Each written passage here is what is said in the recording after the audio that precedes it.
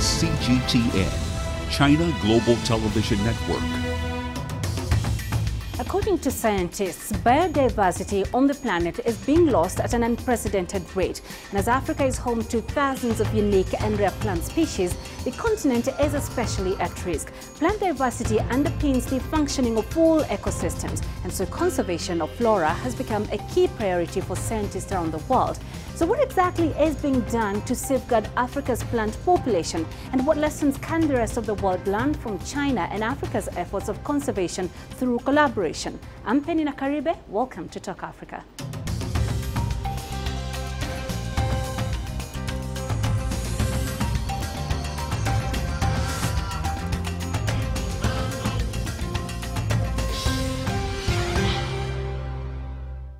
Now, a major botanical summit took place in the Kenyan capital, Nairobi, this week. Scientists from around the world gathered to share their research and discoveries about the continent's plant life, and China pledged to strengthen collaboration with Kenya in scientific research and capacity development to conserve the wild flora in East Africa.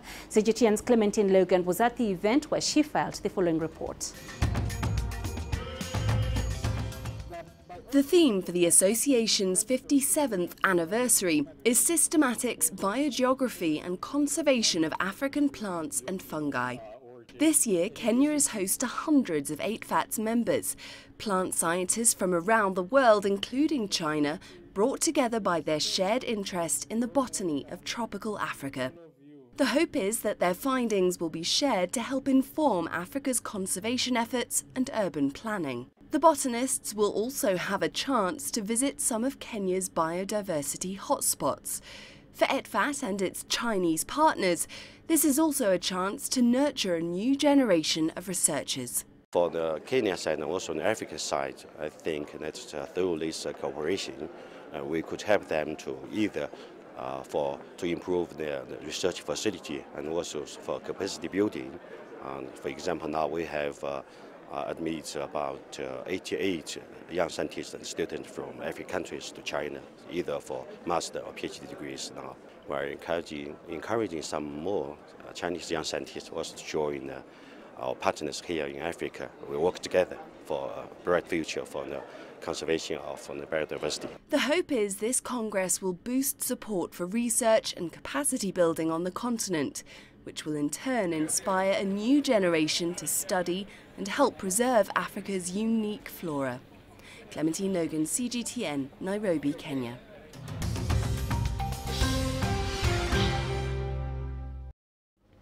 Now, to tell us more about the work being done around conservation of wild flora in Africa, I have expert guests with me in studio. On my immediate left is Professor Wang Chingfeng. He is the director of the Sino-Africa Joint Research Center in Kenya. And next to him is Professor Robert Gituru, an associate professor of botany at the Jomo Kenyatta University of Agriculture and Technology here in Nairobi. Thank you both for being here. Professor Wang, I will begin with you. Let's begin with a very basic introduction. What is SAGIREC? Okay, the SAGIREC is a joint research center between the Chinese Academy of Sciences and Jomo Kenyatta University of Agriculture and Technology.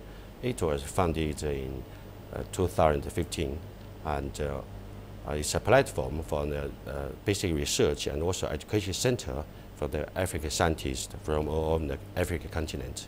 Yes. And what is it you do? Now I'm the director of the SAGIREC and responsible for all the collaboration issues and also the education programs for all the African scientists. And I know there's a special relationship and collaboration that exists between you, Professor Wang, and Professor Gituru. What does this collaboration involve, Professor Gituru? Maybe I could mention how it started, the very beginnings. Several years ago, that was in the year 1999, I was teaching in a university in Kenya, and I wanted to advance my education. I wanted to study PhD, and I made applications like many young Kenyan lecturers do, and I was fortunate to be awarded a Chinese government scholarship to study in China. So in 1999, there was a young Kenyan off to China with the passion to study, and I was enrolled in a leading university in China, Wuhan University, And that's where I met Professor Wang. He was my research supervisor. He had just graduated with a PhD himself. And there we got together, working together. And we were conducting field work in China, in Hunan province and Hubei province. And I must admit that I was a little homesick. And I was asking myself, why should I be so far away from home and family while I could study right in Kenya? And I happened to meet the right person because he had the passion for Africa. He had a dream that Africa and Chinese scientists could collaborate together in the study of biodiversity. So to cut a long story short, after I returned to Kenya, we continued with our contacts, and eventually we got to get our institutions together. That is Jomo Kenyatta University of Agriculture and Technology and his institution, the Wuhan Botanical Garden Chinese Academy of Sciences. A proposal was written and passed through the channels on the Kenyan side to the Chinese side and funded as a government-to-government collaboration project. And here we are. Okay, so a great vision that Chinese and Kenyan scientists could work together. Yes. So Professor Wang, coming to that point, why is collaboration around fauna and flora in Africa important to the Chinese ministry? Yes, as the population grows and also the development of the economy and the search for livelihood intensifies in most of the African countries. So the peoples are increasingly turning to native plants for either raw materials, allergy, medical care, and food. So it's an urgent need to understand and investigate the biodiversity and inform strategies to sustain ecosystems and also the biodiversity conservation. So I think that's important, not just for African countries, also for the whole world. Yeah, true. Yes. And Professor Kituru, coming to you, what does this collaboration focus on exactly? Expound a little more on that. The collaboration focuses mostly on biodiversity conservation. And to get to that conservation, there are a number of areas that have to be addressed. Number one is to study biodiversity itself. Before you can think of selecting appropriate conservation strategies, you have to understand the biodiversity itself. So our collaboration focuses on exchange between scientists. It also focuses on students and researchers learning and exchanging views and exchanging practical experience in the field. So far we have got about 100 African students, young students who are in China studying biodiversity related courses. We are going to touch on that in a little bit. I think that's a very important point you've raised. But Professor Wang, what is the link between environmental protection and economic development? I think this is conflict now. It's as the development of the economy.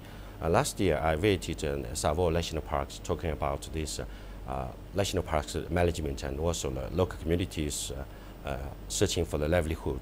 So, for example, the water and also the land, so they live to cultivate some crops for themselves and also need water to survive.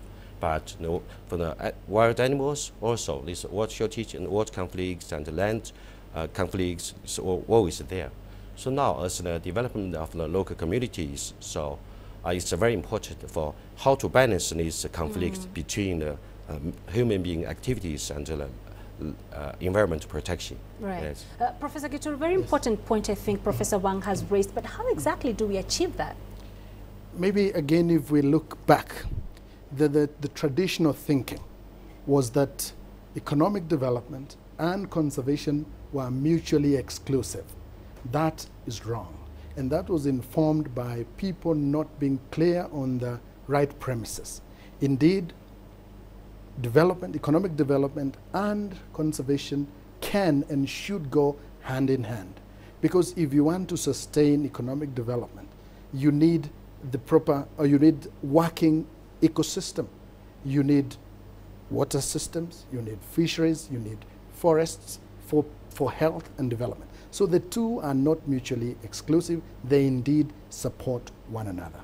And in Kenya, this is more critical because, you know, our economy depends to a large extent on tourism and agriculture. Right. And if those two pillars are going to stand, then we really must address conservation both of flora and fauna. That's the only way forward. And Professor Wang, we've seen right now a food crisis in Africa. Do you think this message is getting down to the very local citizen on the ground? Yes, I think so. So it's about the food issues. Now, some of the, I think, drought, like this natural phenomena, the drought and also sometimes the flood. So now we are trying to introduce even advanced technology of agriculture and also some new cultivars with a high yield and good qualities into Kenya and some other African countries. For example, the rice and the sweet sorghum. So now we have some good achievements during the last few years. So now we are trying to help either JKUAT and Kenya institutions to have a demonstration center to demonstrate the higher advanced agriculture technology, and also with some crops demonstration cultivation for even the local communities and also the farmers.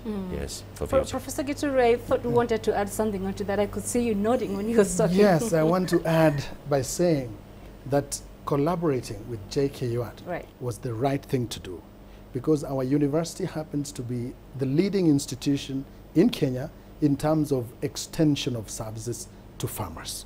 So the research that is being undertaken in Sajurek, which is headquartered in our university, is getting to the farmers through our extension division. This will happen increasingly as we continue, and we are certain that this will contribute to increased yield. There are a number of programs that are going on that could have striking contribution to food production in Kenya. For example, in the dry land in eastern Kenya, we are having experiments being conducted using appropriate technology, simple, affordable technology, but which is capable of raising production levels per acre very, very, very highly. In my recent visit to China, together with other members of our university, we were surprised to find regions that receive much less rain than what we receive in parts of Kenya, which we consider as arid and semi-arid. And we were surprised, pleasantly surprised, to find that fruit production was very good there. And we want to borrow those technologies, which, by the way, are very simple, to improve and increase production per acre in our country for food security. Perfect. We are going to pick it up from there. When we come back, we'll have more information on the collaboration between China and Africa to conserve flora on the continent. Stay with us.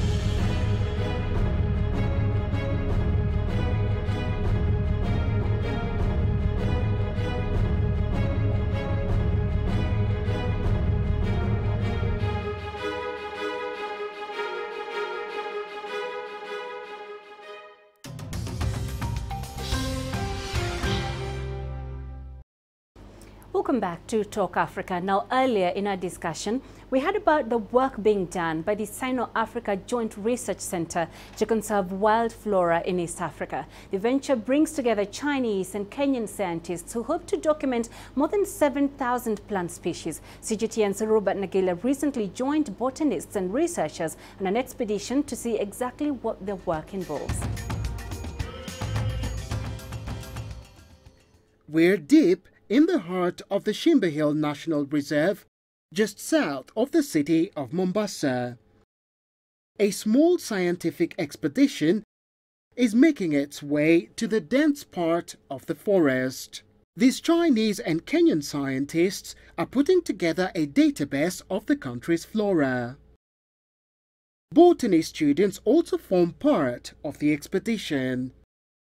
After a plant species is identified, it's catalogued, photographed, and a sample is taken. The last time this was done was in the 1930s. It is believed a comprehensive flora survey will need at least 10 years to complete. Experts say about 7,000 plant species are found here in Kenya. 20% of those are found around the Shimba Hills area, and they say in terms of discovery, they've hardly scratched the surface. Already, the teams discovered 2 new plant species. Their findings have been published. Well, I think for a botanist in exploration, discovering a new species is the greatest thing that could happen.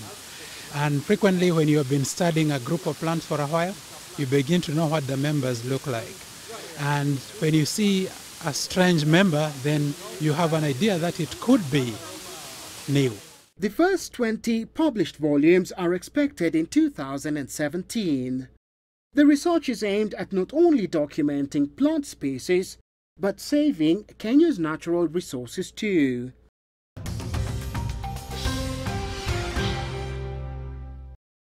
We continue our discussion now, and I still have my expert guests in studio. Professor Wang Ching-Theng is the director of the Sino-Africa Joint Research Center in Kenya. That's on my immediate left. And right next to him is Professor Robert Gituru, an associate professor of botany at the Jomo Kenyatta University of Agriculture and Technology here in Nairobi. Glad to still have you both. Professor Wang, Professor Gituru talked about something that caught my attention, and that was that when he visited China, he did notice there were areas that received far less rain than here in Africa, and yet were very productive. You could maybe share with us some of the techniques that have been used and technologies in China to boost food security that perhaps in Africa we could learn lessons from. Yes. So in China, we have the same habitats, different type of habitats. For example, in south of China, maybe we have a lot of rain. It's just wet and also heavy level water for rice cultivation. But north and northwest China, maybe it's a little bit dry with a rainfall less than 300 milliliters. So that's the same. The situation on the habitats and for the cultivation is the same in some of the China places. So we have something to do because you know the Chinese population is a little bit high, so it's a burden for the food, for the price of the food. So we have some technology that's just adapted to some specific conditions. For example, in the dry land, we have what we say, water-saving irrigation system, and also we have braided some cultivars that's drought-assistant,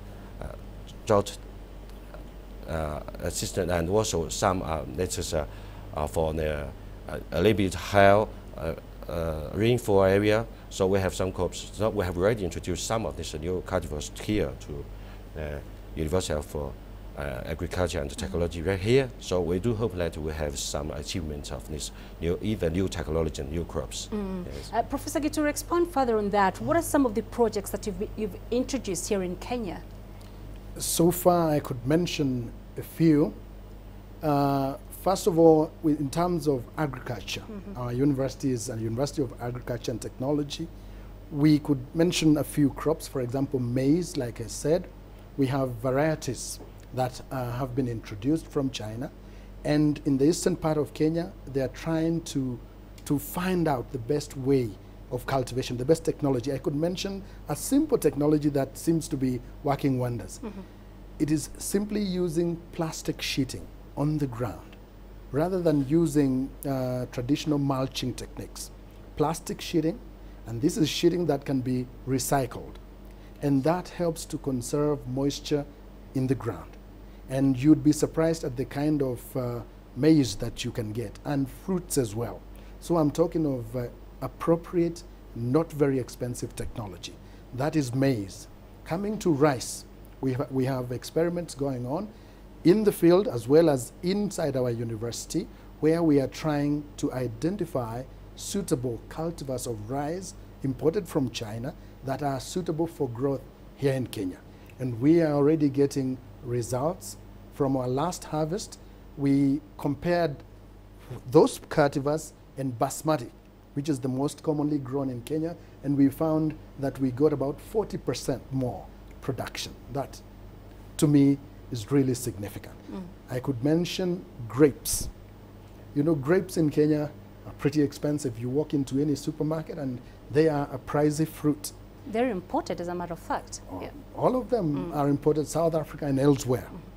In Jomo Kenyatta, we have varieties that have been introduced from China through the courtesy of the Chinese Academy of Sciences, and experiments are going on to test which ones are suitable.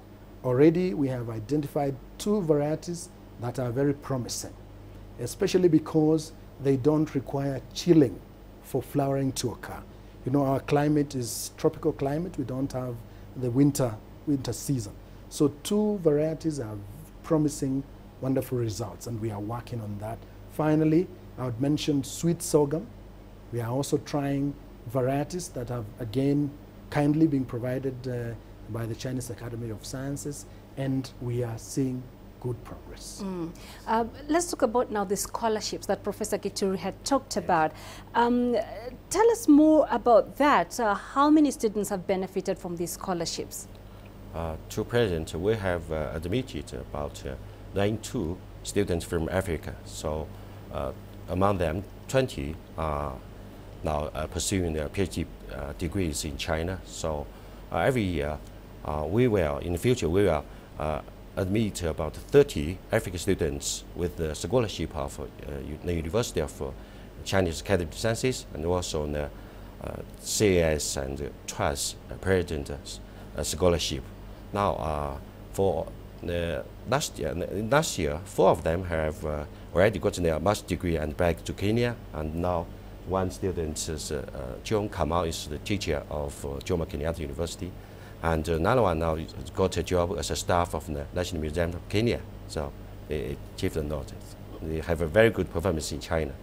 Professor Gituru, in your assessment, are these scholarships fostering better relations between China and Africa? They indeed are doing that.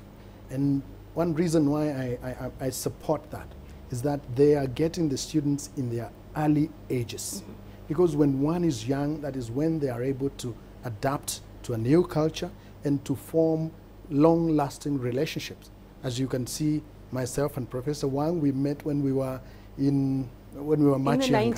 In the 90s. Long way back. Yes. Long way back. And that formed a relationship, a working relationship that has now yielded benefits both for Kenya and I believe for China as well. So the scholarships are doing very well, and I would also want to say that I'm glad that it's both genders. We have quite a large number of that 9,900 students are ladies, and I believe that is something positive, because science in Africa sometimes has been seen more as a male preserve, but these scholarships are cutting both sides, and we want to show and to pass that information that science is good for boys and good for girls, and both can do wonders and contribute to development. And talking about contribution to development, Professor Wang, what resources, both human and technological, is China providing at present?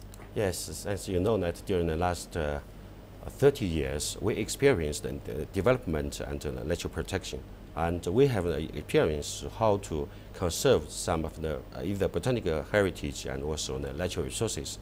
So I think that's very important. We share our experience with our Kenya colleagues here, and also we have developed some technology to conserve some, for example, the threatened species and also the habitats it's very important to share either the experience and also the technology. That way that we will provide some of the equipment to improve the research facility right here and to help them on the capacity building for very good work condition, either for the conservation biology or the environment protection. Yes, that's very important. And Professor Gituru, I'm going to ask you this question because you are African. Have you seen any impact so far, and to what extent, from this collaboration? We are seeing impacts. I would just mention something that illustrates the kind of impact that I'm talking about. Just last year, during our field work, right on top of Mount Kenya, right up there, our team described a new species, a new plant species that has not been described before. That shows you the kind of pioneering work that this collaboration is doing. I would also mention a book that was published last year by Changjiang Publishing House of China. The title is Common Plants of Kenya. It's a catalog of common plants that grow in Kenya, written jointly by myself, Professor Wang, and a few other Kenyan researchers. And it is proving to be an invaluable tool for tour operators and other plant enthusiasts in Kenya. Those are just two examples that show you the kind of impact that is touching on people directly. I would also mention, of course, the expected future increase in agricultural productivity and conservation of biodiversity. Okay, and my final question to you, Professor Wang, are there any examples of how China has been able to promote and protect its natural environment and flora that Africa can learn from?